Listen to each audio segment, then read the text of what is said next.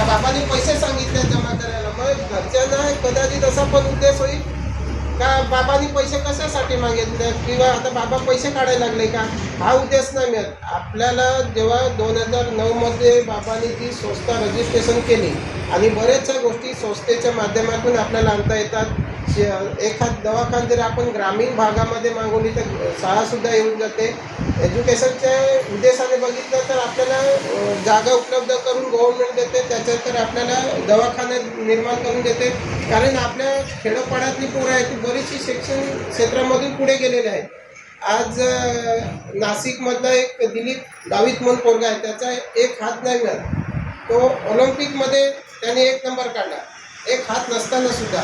कारण मनामध्ये जर जिद्द ठेवली विद्यार्थ्यांनी किंवा पोरांनी, आपण त्यांना असं शिक्षणामध्ये मागे नाही खेचायचं का बाबा तुला हे नाही मिळत, कारण त्याचा हात नव्हता. त्यांच्या आईवडिलांनी त्यांना सांगितलं आमच्याकडे तेवढी कॅपॅसिटी मिळत नाही, तुला आम्ही शिकवणार नाही.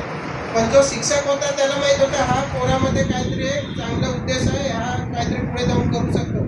त्याचा हात नाही म्हणून त्याच्या आईवडिलांनी किंवा त्यांच्या कुटुंबात त्यांना बाहेर नव्हतं काढलं. तर अडचण होती पैशाची, त्याला कपडे घ्यायला पैसे नाही, बुटं घ्यायला पैसे नाही. त्याच्यामुळे त्यांनी त्याला सांगितलं तू शिकू नको.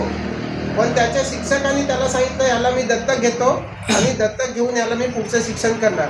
दत्तक घेऊन त्याने आज त्याचं सामान आपल्या आदिवासी क्षेत्रामध्ये येत होतं. त्याने 1 नंबर काढला. आज गर्वाने आपण सांगू शकतो का त्याने 1 नंबर काढला. पण त्याच्या मागची जी त्याला संघर्ष करायला लागतं अलग क्षेत्रामध्ये शिक्षणामध्ये असेल किंवा त्याला